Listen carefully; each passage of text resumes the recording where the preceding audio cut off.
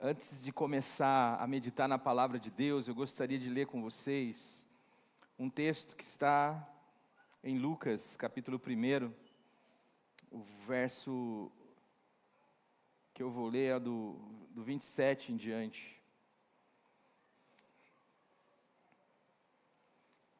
A palavra de Deus diz assim: uma virgem desposada com um homem cujo nome era José, da casa de Davi, e o nome da virgem era Maria. E entrando, o anjo onde ela estava, disse: salve, agraciada, o Senhor é contigo, e tu és bendita entre as mulheres. E vendo-o ela, turbou-se muito com aquelas palavras, e considerava que saudação seria esta. Disse-lhe então o anjo: Maria, não temas, porque achaste graça diante de Deus, e eis que em teu ventre conceberás e darás à luz um filho, e por-lhe-ás o nome de Jesus. Este será grande e será chamado Filho do Altíssimo. E o Senhor Deus lhe dará o trono de Davi seu pai, e reinará eternamente na casa de Jacó, e o seu reino nunca mais terá fim. Então disse Maria ao anjo: como se fará isto, visto que não conheço homem algum? E respondeu o anjo e disse-lhe: descerá sobre ti o Espírito Santo, e o Altíssimo, a virtude do Altíssimo, o poder do Altíssimo, te envolverá com sua sombra, e por esta razão, o ente santo que há de nascer de ti será chamado Filho de Deus. João 19, 26. Ora, Jesus, vendo ali sua mãe, e o discípulo a quem ele amava estava presente, disse à sua mãe: mulher, eis aí o teu filho. Depois disse ao discípulo: eis aí a tua mãe. E desde aquela hora o discípulo a recebeu em sua casa. E agora eu gostaria de ler com vocês o capítulo de Lucas 15, versículos 11 em diante.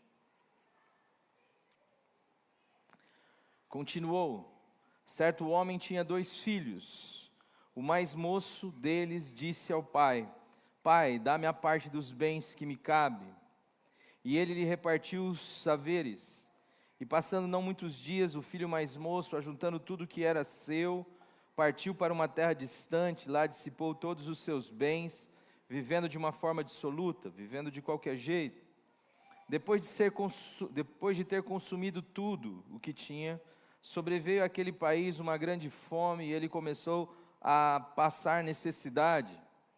Então ele foi e se agregou a um dos cidadãos daquela terra, e este o mandou para os seus campos a guardar porcos.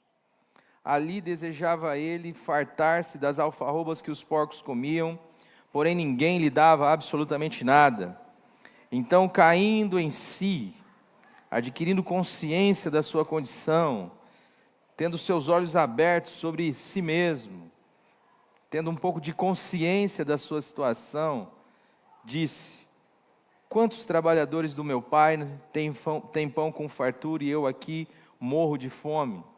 Levantar-me-ei e irei ter com meu pai, e lhe direi: pai, pequei contra o céu e diante de ti, e já não sou digno de ser chamado teu filho, mas trata-me como um dos teus trabalhadores. E levantando-se foi para o seu pai, e vinha ele ainda longe, quando seu pai o avistou, e compadecido dele, correndo, o abraçou e o beijou.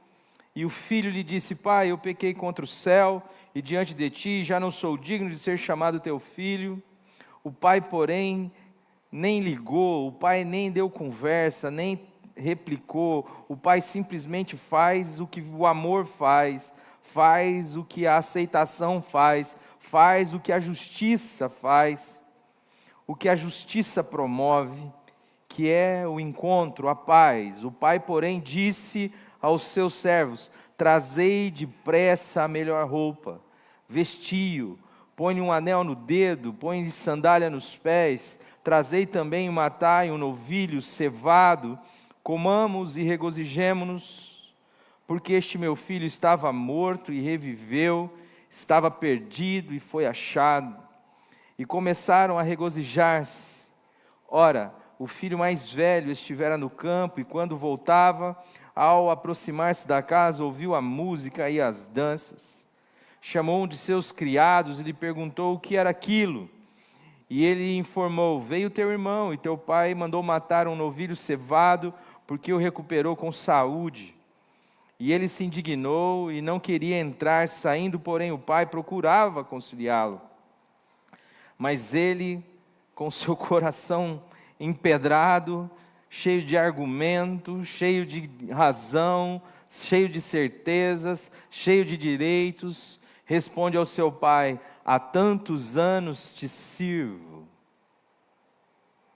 Há tantos anos te sirvo, sou teu servo, sou teu trabalhador, estou aqui atrás do meu salário, estou aqui atrás das minhas exigências, estou aqui atrás do meu direito.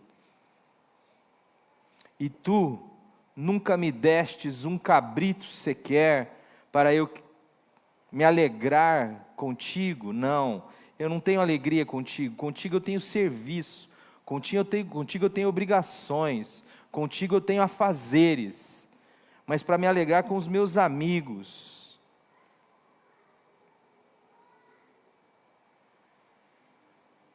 Vindo, porém, este teu filho, este outro, este além, este que nem a correspondência sanguínea me aproxima mais, nem a genética mais, este que eu vejo como o outro, este que eu vejo como fora de mim, este teu filho, que não é mais meu irmão, que não tem nada em mim, este que gastou todos os seus bens com meretrizes, tu mandaste matar para ele um novilho cevado, tu mandaste fazer um churrasco para ele, tu mandaste celebrar uma festa. Então lhe respondeu o pai: meu filho, meu filho, meu filho, mesmo você sendo assim, mesmo você tendo esse tipo de atitude, mesmo você não se alegrando em mim, mesmo você me tendo como um patrão, você é meu filho. Tudo o que eu tenho é teu. Tudo o que eu tenho é teu. Tu sempre estás comigo, tudo o que é meu é teu. Entretanto, era preciso, era necessário, era bom, era coerente que nos regozijássemos, que nos alegrássemos, porque o teu irmão estava morto e reviveu, estava perdido e foi achado. Santo Espírito, esta é a tua palavra, em nome de Jesus, nós nos colocamos diante do Senhor, para que o Senhor fale conosco, para que o Senhor nos dê a graça e a fé necessária, que envolve comprometimento de vontade, que envolve consciência de si, que envolve arrependimento, mudança de direção. Que o Senhor, pelo teu Espírito Santo, fale em nós, a nós, em nome de Jesus. Amém. Hoje é dia das mães, e eu sinceramente não sou muito afeito a datas assim. Eu acho isso um troço muito clichê demais, assim. E a gente que vai inventando essas estruturas, né? Dia disso, dia daquilo outro, mas serve mais como uma espécie de catarse social, né? O fim do ano é muito disso. O fim do ano é o momento em que você espera para lembrar de alguém, né? A gente passa, às vezes, o ano inteiro ignorando, se satisfazendo com esta relação a priori, ou seja, com este encontro, com este estar perto, que não me aproxima de ninguém. A gente vai vivendo o ano inteiro, às vezes, sem naquele ano ter tido 2 ou 3 conversas com a minha esposa, com o meu marido, com o meu filho, com Deus, onde de fato eu celebrei, olhei nos olhos, fui vivendo desta intimidade que eu pareço ter por ser casado, por ter gerado, por ter sido gerado, por ter esta correlação sanguínea, por ser este ente da mesma família, que presumo então ter intimidade, aceitação, que presumo então ser conhecido, que presumo então conhecer, mas sem saber que justamente esta presunção funciona como um isolante para uma relação de fato íntima, onde eu conheço, onde eu me dou a conhecer. Quantos casais não passam as suas vidas ou o seu ano alimentando só razões sobre as quais talvez o parceiro nem saiba, a parceira nem entenda que aquilo está passando no coração do marido ou o marido no coração da esposa. Quantas vezes a gente vai assassinando pessoas dentro do nosso coração, tirando delas o seu significado, justamente porque algo que elas fizeram, algo que elas agiram, algo que elas erraram, suscitou em nós o direito de simplesmente tirar da existência delas o seu significado. A gente vai vivendo dessa forma, mas de repente vai se aproximando o final do ano e a gente precisa lembrar de alguém, a gente precisa redimir-se desse processo. A gente precisa presentear alguém, mandar um cartão. E aí a relação vai se transformando em eventos. A relação não é algo que flui, a relação é algo que eu eventualmente desenvolvo. E que também não gera relação. É algo que é para o dia das mães, algo que é para o dia dos pais, algo que é para o dia das crianças, algo que é para o dia.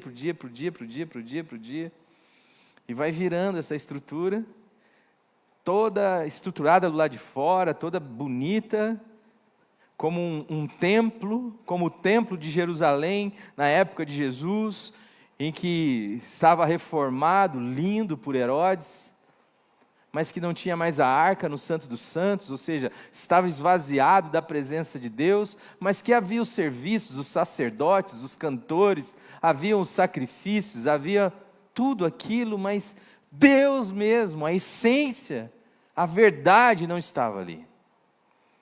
Estava lá no deserto, clamando pela boca de João Batista, uma parábola viva de Deus.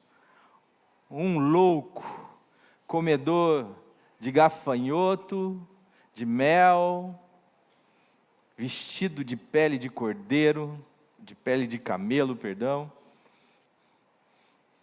É a mesma ideia deste templo que precisa ser derrubado, que Jesus olha para ele e diz assim, tá bonito, gente, mas é o seguinte, não vai ficar pedra sobre pedra que não seja derrubada.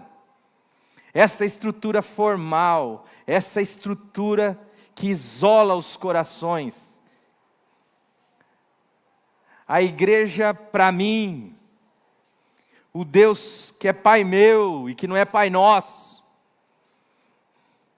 do Deus que está ali para resolver as minhas petições, os meus anseios, petições essas e anseios esses, que eu nem peço a Deus o seu crivo, a sua avaliação, porque eu sou a minha referência.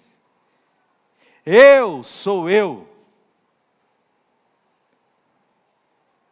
A única coisa que Deus precisa, se quiser agir de forma sábia e coerente, é me atender.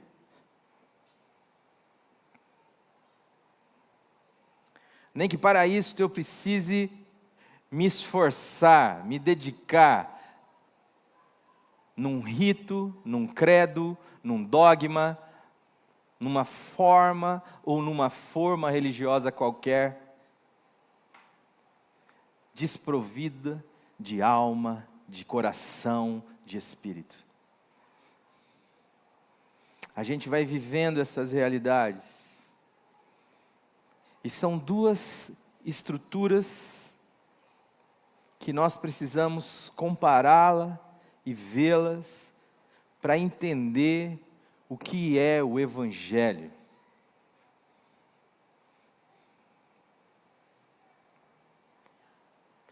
A primeira realidade que nós já temos batido aqui com a nossa comunidade aponta para a necessidade de uma retomada como base, como estrutura, se eu e você queremos ser conhecidos como discípulos de Jesus.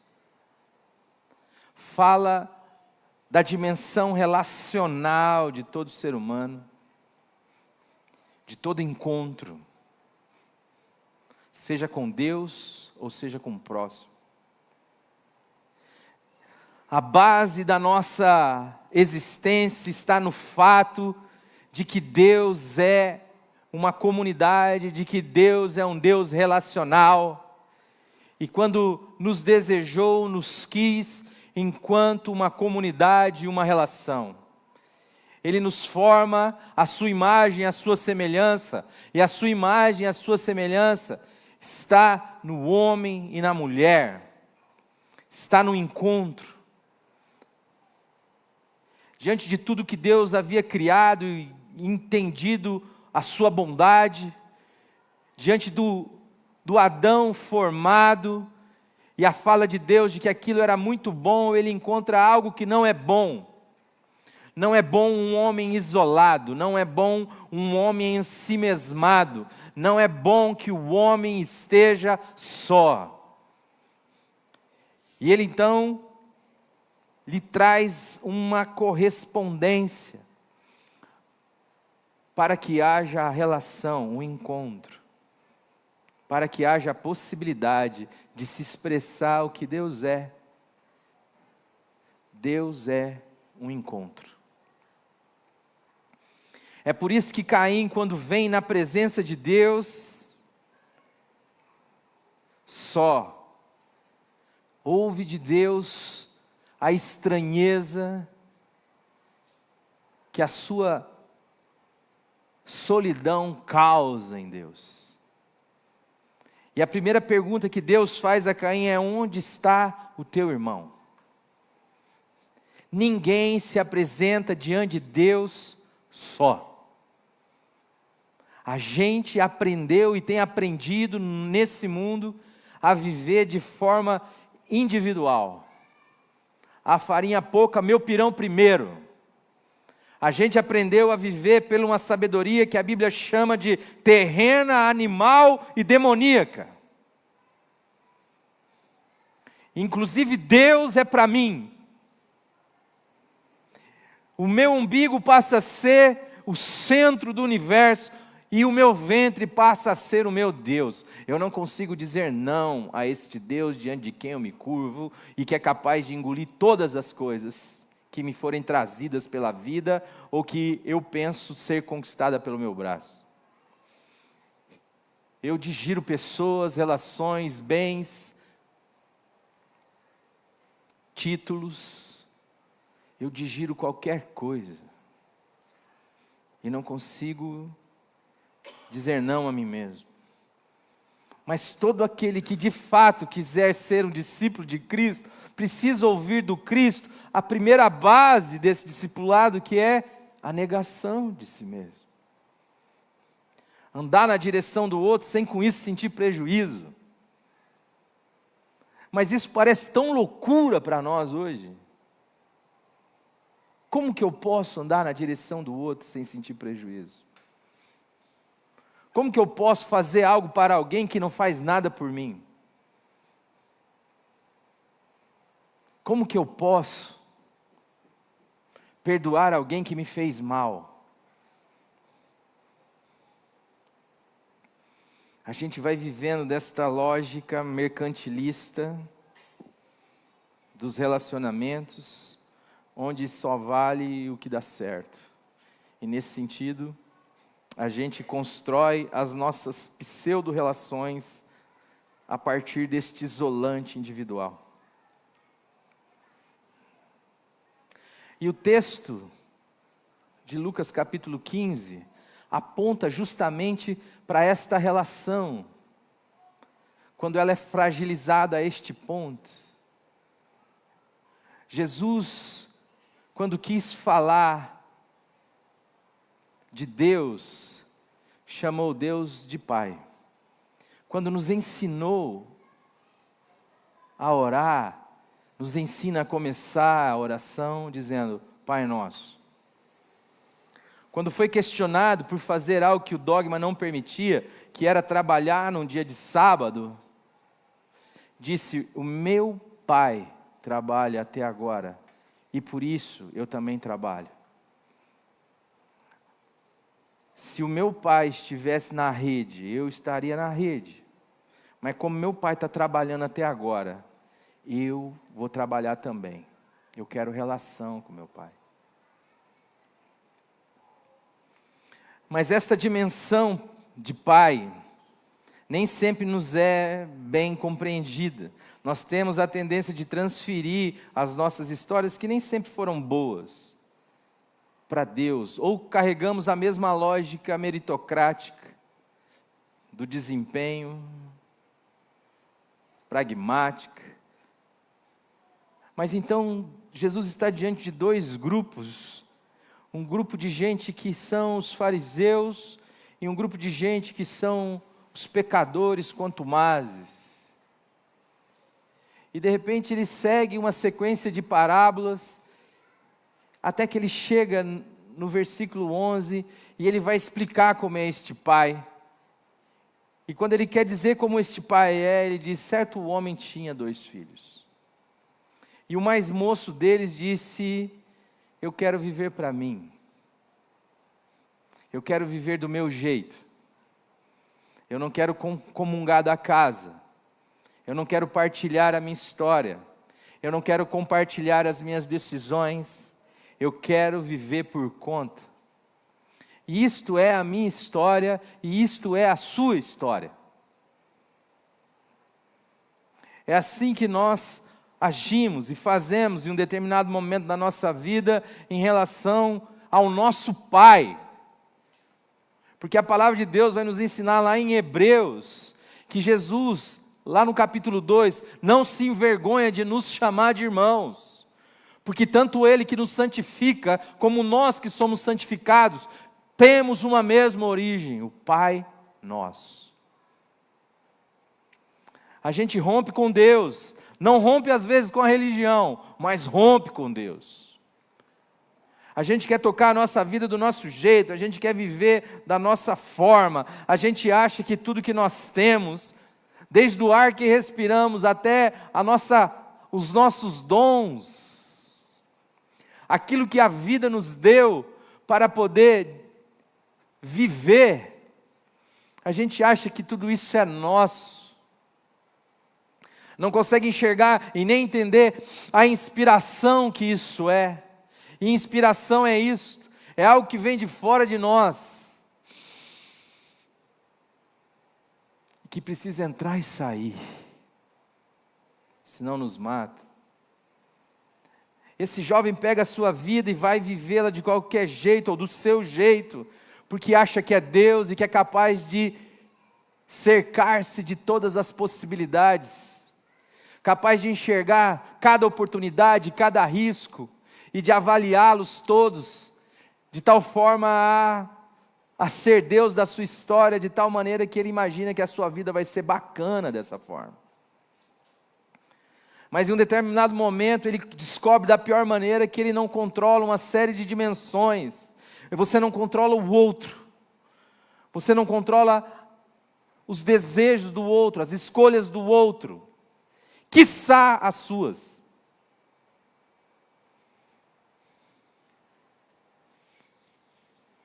Se formos pensar de maneira freudiana, nem as suas, Nem as suas escolhas você controla.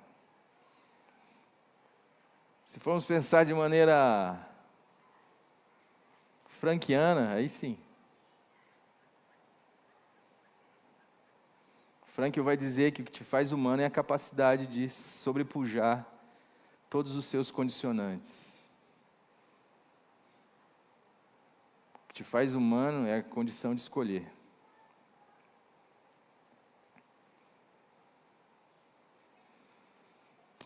E o mundo desaba sobre a cabeça desse moço.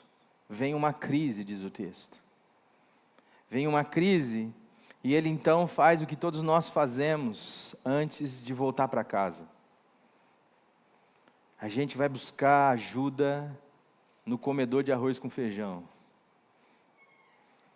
A gente acha que a nossa confiança pode ser depositada na carne, no braço. E esse jovem se associa a uma pessoa daquela terra. E a grande oportunidade que aquela pessoa dá a este jovem é justamente a oportunidade da indignidade.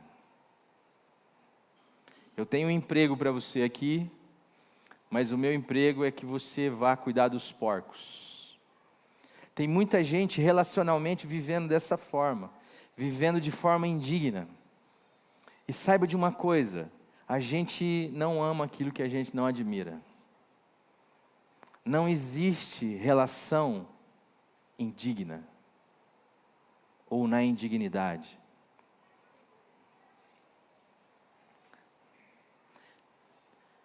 Deixa eu tentar traduzir isso para vocês.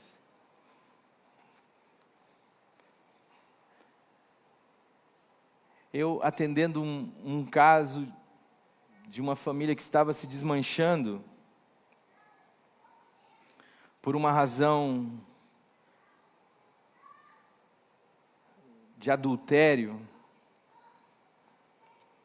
em que o marido no início do casamento adulterou e a mulher nos últimos meses do seu casamento, num casamento de mais de 15 anos, adultera também. Só que lá no início, a mulher perdoou o adultério do marido e o casamento se seguiu por mais 14 anos. E quando estava nesse último tempo, nesses últimos tempos do seu casamento, estava uma crise no casamento. E não vou discutir os méritos, as questões, mas ela ouviu um Somebody Love e ela se entrega a uma relação extraconjugal. Só que toda arrependida, ela vem, conversa com o marido e o marido se diz reticente, não quer perdoá-la. Não consegue viver com aquela estrutura. A partir daquele momento, ela resolve a fazer tudo o que não tinha feito durante esses 15 anos de casamento, no sentido de tudo aquilo que ela não concordava, tudo aquilo que expunha, na verdade, a opinião distinta dela, ela resolveu abrir mão para fazer tudo o que o marido queria, tudo que o marido gostava, tudo que o marido esperava. E nesse processo, ela não percebia que ela se tornava indigna. Ela não percebia que aquilo era fruto do desespero, que aquilo dizia: eu não posso viver sem você. Ora, alguém que não pode viver sem o outro, jamais viverá com o outro. Eu jamais terei uma relação com alguém com quem eu não posso me relacionar. Porque o que dá sentido a alguém estar com alguém é justamente o fato dela poder estar em qualquer outro lugar, mas escolheu estar naquele momento com aquela pessoa. Quando ela não tem alternativas, ela não tem dignidade. Ela não tem a questão básica da relação, que é a liberdade. Quando eu digo eu não posso viver sem você, eu estou jogando a minha dignidade lá para o chão e dizendo que eu não tenho alternativas. Eu estou andando na minha direção mesmo, porque sem você eu morro. E aí não importa o quanto você ande na direção do outro, você sempre vai estar andando na sua própria direção.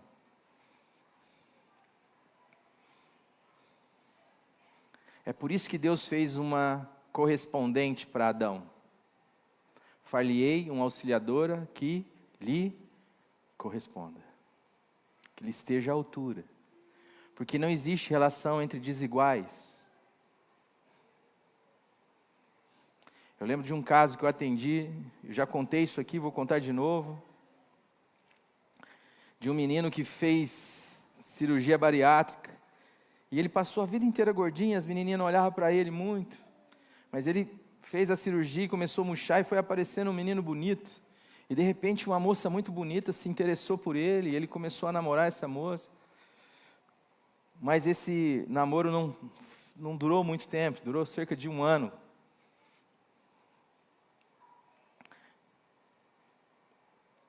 Tudo que ele fazia na direção dela, ele emagreceu no corpo, mas a cabeça não. Tudo que ele fazia na direção dela era supervalorizado, era minimizado. E tudo que ela fazia na direção dele era supervalorizado. Então se ele ligava para ela e falava, pelo amor de Deus, preciso ligar para ela, ai meu Deus. Quando ela ligava para ele, meu Deus, ela ligou para mim. Havia uma diferença brutal. E não havia então encontro, relação. Deus é o Deus que se fez como um de nós, para ter relação conosco. E nos ensinou que a única maneira de abraçá-lo é no outro. Que a única maneira de encontrá-lo é no outro. Que a única maneira de servi-lo é no outro. Que a única maneira de ter um encontro com Ele é quando você chegar com mais alguém. Porque o dia que você chega sozinho na direção dele, sozinho na direção dele, Ele vai perguntar, cadê o outro? É por isso que a igreja é o encontro de 2 ou mais. O que a gente vê é uma celebração coletiva do indivíduo, como ideia, como valor. Hoje em dia, não só na nossa sociedade, como na igreja. Esse menino tenta, então, esta ajuda, e o que sobra para ele é indignidade.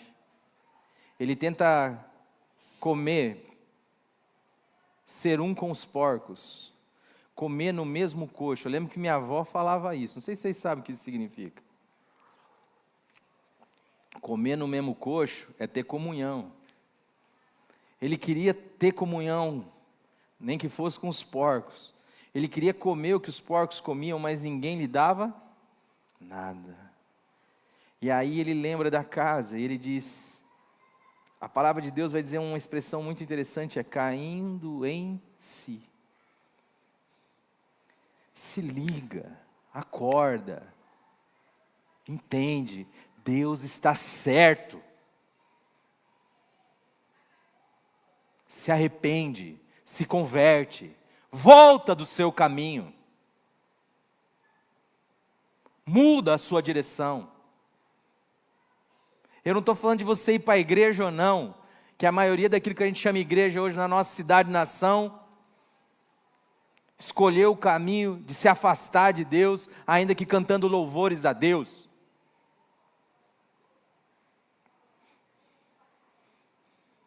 É o Deus meu, é o Deus para mim, é o Deus de se eu estiver solteiro vou casar, se estiver pobre vou enricar, se estiver doente vou sarar. Deus pode fazer tudo isso por você, mas não queira buscar Deus com esse tipo de interesse, porque isso não gera relação. Busque Deus por Deus. Queira Deus como seu encontro, queira Deus como a sua identidade, como a sua descoberta de você mesmo, porque fora dele você não se acha, fora dele você não tem sentido, a sua vida não tem sentido fora de Deus. Só encontrará significado, sentido, consciência relacional e de si em Deus. E Deus você não vê, a não ser no olho do seu irmão. É por isso que a palavra de Deus vai dizer que sem santidade ninguém verá o Senhor. Não é que é para você ser santo para ver a face de Deus lá no céu. É para você andar em comunhão com Deus aqui, para que o outro possa ver Deus em você.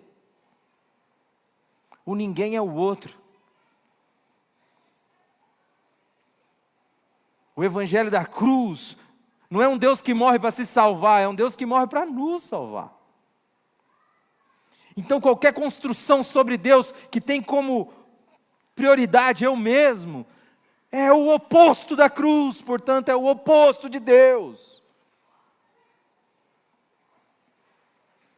Ainda que cantemos louvores, ainda que leiamos salmos, ele explicou lá em Isaías 1 que tudo isso causa nele um cansaço terrível.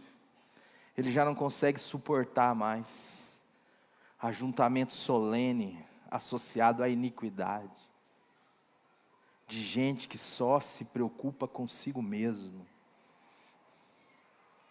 de gente que chama de conversão frequentar a igreja, de gente que chama de conversão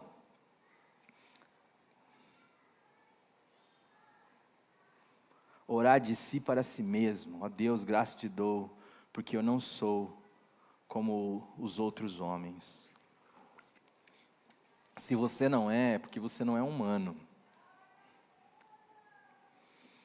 Esse menino adquire essa consciência do que eu estou fazendo com a minha vida.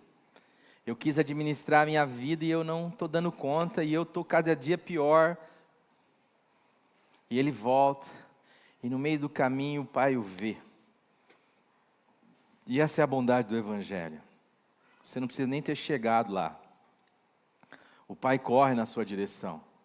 Ele só precisa ver que você quer.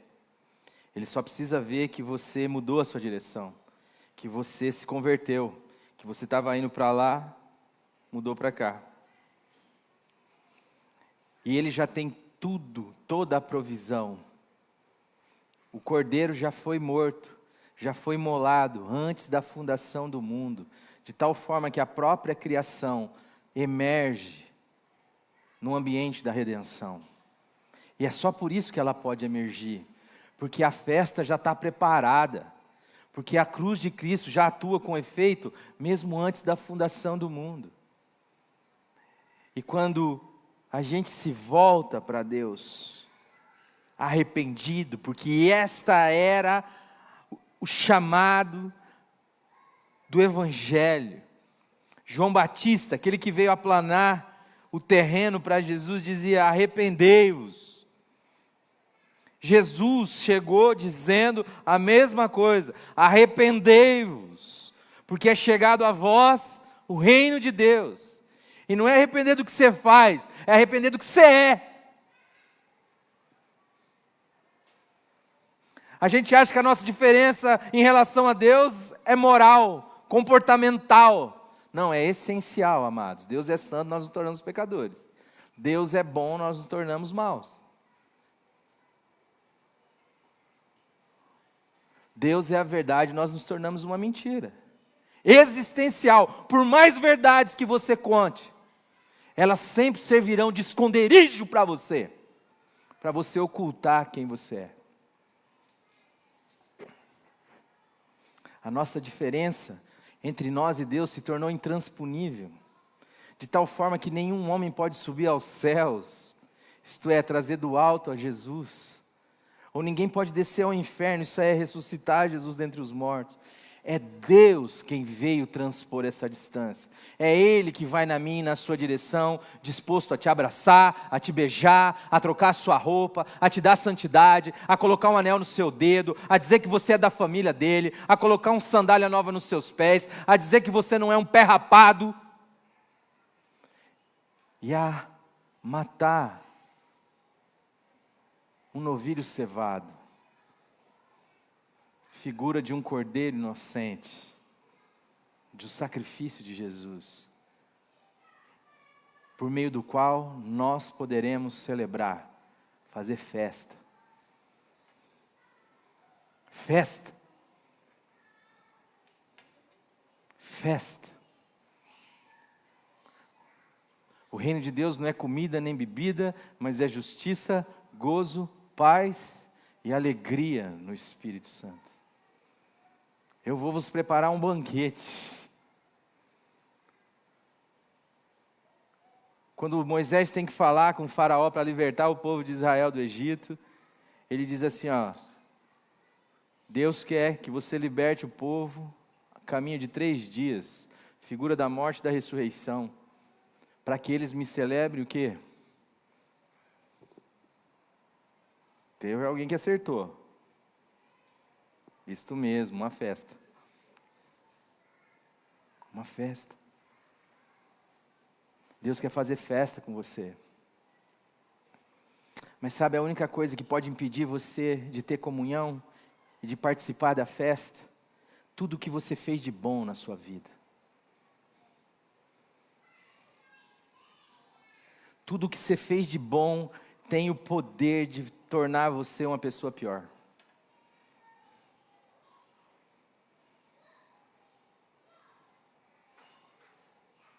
Porque Ele é capaz de convencer você que você é diferente de mim.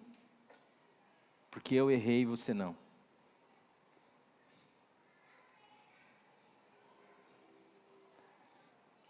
Porque os comportamentos são distintos, mas as intenções levam para o mesmo lugar. Tanto o filho que saiu como o filho que ficou se encontraram no mesmo lugar. E que lugar é este? O lugar de servo, onde o pai é um patrão. O filho que sai diz, vou lá e vou dizer, pai, pequei contra o céu diante de ti, já não sou digno de ser chamado teu filho, mas trata-me como um dos teus trabalhadores. Ele está dizendo, eu vou ser um empregado, o senhor vai ser um patrão. E o outro filho que fica, que faz tudo certo, diz assim, há quanto tempo estou convosco, sem jamais obedecer uma ordem tua, e tu nunca me deste o quê? Um cabrito para eu queimar com os meus amigos. Ele está dizendo, eu sou seu empregado e você é meu patrão, mas você ainda não me pagou. Comportamentos distintos, lugares iguais. O que Jesus está demonstrando na parábola é que não importa, irmão. Não é isso que lhe justifica diante de Deus. Isso só melhora a sua vida. O que é capaz de te impedir da comunhão é achar que você está certo, porque você fez coisas moralmente mais elevadas do que o outro. Mais uma vez eu digo, a nossa distância em relação a Deus não é moral, a nossa distância em relação a Deus é de ser. É por isso que Ele precisa fazer de nós uma nova criatura, uma nova pessoa. Não é, antes eu ia tocar tambor na macumba, agora eu toco no louvor. Só mudou o repertório, irmão. Se não mudar o coração, se não mudar a natureza, permanece a mesma estrutura. É que antes eu ouvia música do mundo, agora eu uso música gospel. Só mudou o repertório, irmão.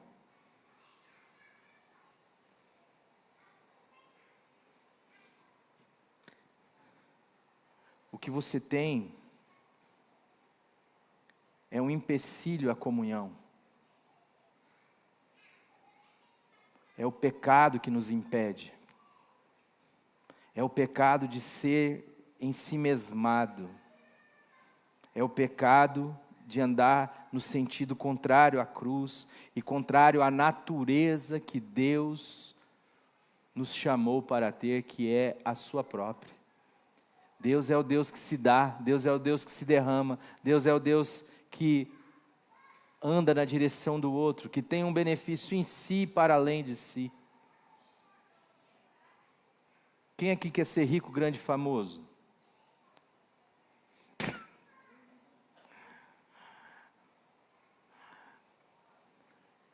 Abraão, eu vou te fazer rico, grande e famoso, beleza? Beleza. Mas eu não vou fazer de você rico, grande e famoso para que você seja rico, grande e famoso. Eu vou fazer de você rico, grande e famoso para que em ti sejam abençoadas todas as famílias da terra. Tudo aquilo que Deus opera em você, seja lá o que for, deve ter uma ação em você, obviamente, mas para além de você.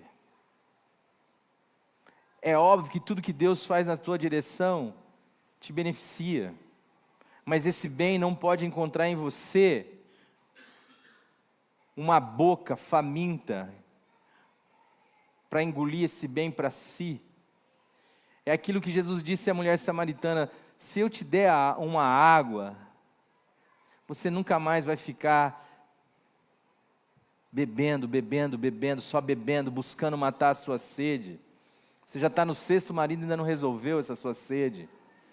Mas se eu te der uma água que eu quero te dar, você vai se tornar uma fonte a jorrar para a eternidade. Você não só terá a sua sede saciada, como você será instrumento de saciar a sede dos outros. Porque é assim que o Evangelho é.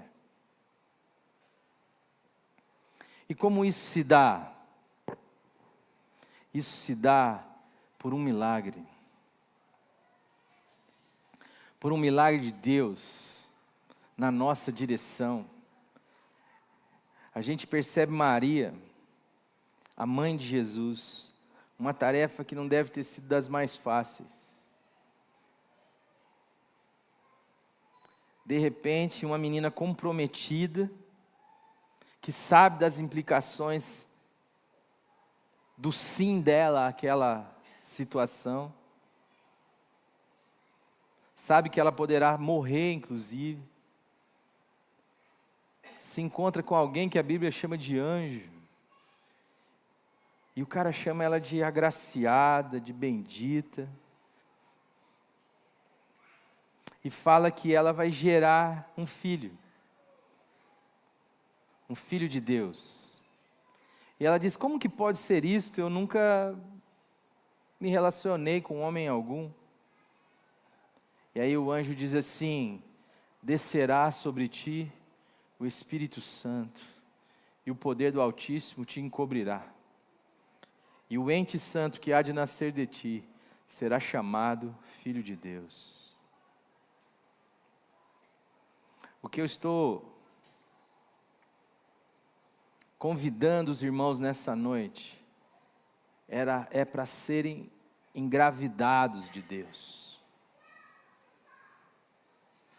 Porque é exatamente isso que vai acontecer na minha e na sua vida.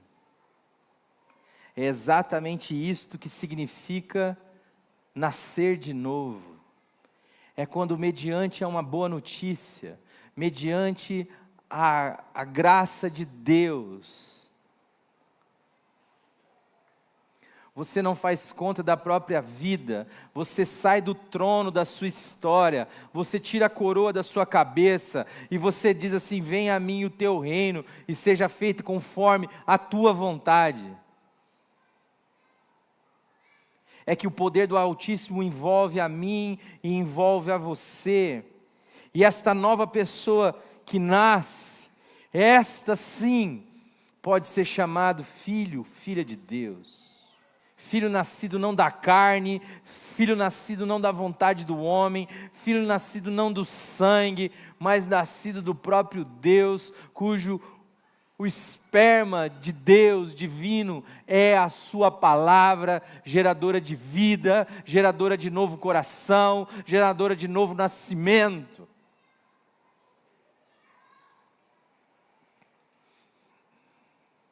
E o que é mais poderoso é que isso tem um alcance comunitário. Nós vemos João,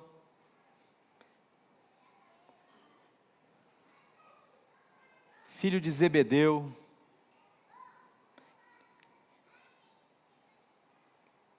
que tem um irmão, Tiago. Nós vemos Maria, cheia de filhos e filhas depois de Jesus, mas que Jesus, na hora da sua morte, olha para Maria e diz assim: Maria, eis aí o teu filho. Olha para João e diz assim: João, eis aí a tua mãe. E esse a toma, a recebe em sua casa, mesmo ela tendo filhos e filhas na casa de quem poderia se recolher. O que a palavra de Deus está dizendo é o que está escrito no Evangelho de João, capítulo 1, que eu já falei para vocês.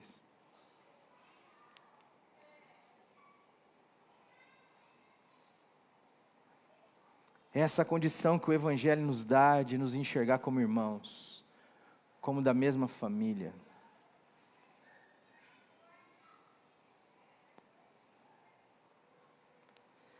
Às vezes eu estou em algum lugar e eu tenho cuidado, de uns tempos para cá, de olhar no olho das pessoas. Você está num restaurante comendo e aquele teu irmão vem lá e te serve. E às vezes a gente deixa ele passar como se ele não fosse quem fosse.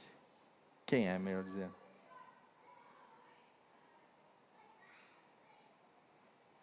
O Evangelho é este alargamento do coração, é este alargamento das possibilidades, de vínculos, onde aquilo que nos vincula é o amor e o Espírito de Deus que nos faz um só corpo. É por isso que Jesus vai dizer que Ele nos avisa que em verdade, ninguém há que tenha deixado casa, irmão, irmãs, ou pai, ou mãe, ou mulher, ou filho, ou campos, por amor de mim e do Evangelho, que não receba 100 vezes mais, já neste tempo, nessa época, casas, irmãos, irmãs, mães e filhos. É quando a gente for um, que nós seremos reconhecidos como discípulos de Jesus.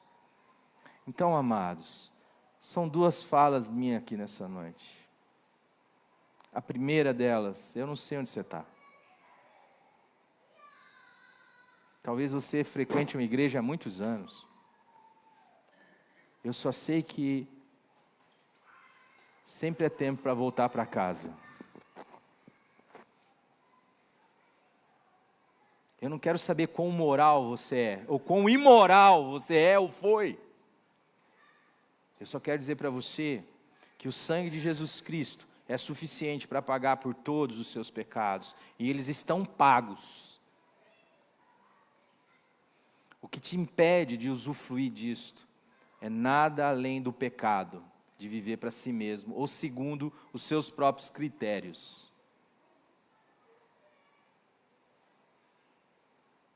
Se você é moral, eu quero dizer para você, irmão, irmã, que os nossos atos de moralidade, os nossos atos de justiça, são para Deus como um trapo de imundície, quando a gente se sustenta nele, porque eles não são para a glória de Deus, eles são para a nossa própria glória. E a segunda coisa que eu quero dizer nessa noite, diante de tudo que eu falei, é que você tem uma casa grande, cheio de irmãs, pais, filhos. É que qualquer ser humano que você encontrar na rua precisa ser visto como alguém que Deus ama, como alguém por quem Jesus verteu o seu sangue. Porque o sangue de Jesus Cristo é suficiente para pagar não só os nossos pecados, mas também os do mundo todo. E talvez essa pessoa não saiba disso, mas a você está sendo dado o privilégio de ser o ministro desta reconciliação. A saber, que Deus estava em Cristo, reconciliando consigo o mundo inteiro, não imputando aos homens os seus pecados. Repita comigo: Deus não me imputa o pecado. Não imputando aos homens os seus pecados, e nos deu o serviço, o trabalho, o ministério, uma forma de servir a humanidade, que é anunciar que em Cristo Jesus, Deus estava reconciliando consigo a mim, a você e a todos os homens. Quem quer, venha a mim e beba de graça. E a única coisa que nos impede disso é esta obstinação de viver só, como se a gente fosse o único ser importante da face desse planeta. Que Deus nos dê a graça de render o nosso coração, não a uma religião, mas ao Deus e Pai de nosso Senhor Jesus Cristo, dando a Ele ração, recebendo o seu Filho, porque quem recebe o Filho, recebe o Pai. O Pai que é pai e é mãe. Paulo diz assim, escrevendo aos Gálatas, de quem eu sofro as dores de parto, até ver Cristo ser formado em vós. Que a gente não só possa ser engravidado de Deus, mas gerar filhos e filhas de Deus, por onde quer que a gente passe. Ouvindo a voz do Evangelho, que nos convida a se render à obra que Deus quer fazer na minha e na sua vida. E Ele quer nos dar o seu Espírito e gerar em nós um filho e uma filha de Deus. Amém, amados? Pai querido, em nome do Senhor Jesus, nós queremos te dar graça, Senhor. A tua palavra, o teu Evangelho foi pregado. Por isso, Pai, opera